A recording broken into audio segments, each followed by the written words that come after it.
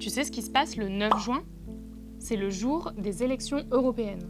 Mais est-ce que tu sais à quoi ça sert vraiment?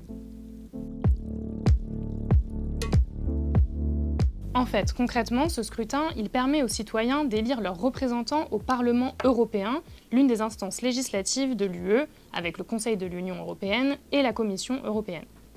Ces représentants, on les appelle les députés européens ou les eurodéputés. Ils sont élus pour une durée de 5 ans et ils sont en charge de voter les lois au niveau de l'Union européenne. Comme nos députés à nous qui siègent à l'Assemblée nationale à Paris, mais cette fois-ci à Strasbourg, avec plein d'autres députés des 27 pays de l'UE. Pour ce scrutin, qui se déroule en un seul tour, les citoyens vont élire 81 députés français sur un total de 720 eurodéputés. Et quand on dit un scrutin, en fait c'est plutôt 27 scrutins, parce que du 6 au 9 juin, ce sont aussi tous les autres États membres qui élisent leurs représentants. Bon, mais en fait, ces députés, ils ne décident pas vraiment des lois tout seuls. En tant qu'organe co-législateur, le Conseil de l'UE a aussi son mot à dire. Et lui, il est composé d'un ministre de chaque pays membre. Et d'ailleurs, au niveau européen, on ne vote pas des lois à proprement parler. On vote plusieurs types de textes.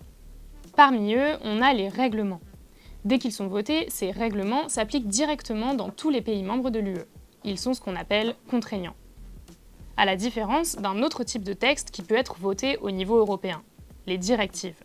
Dans ce cas précis, l'entrée en vigueur n'est pas automatique. La directive doit d'abord être transposée dans le droit national de chaque pays.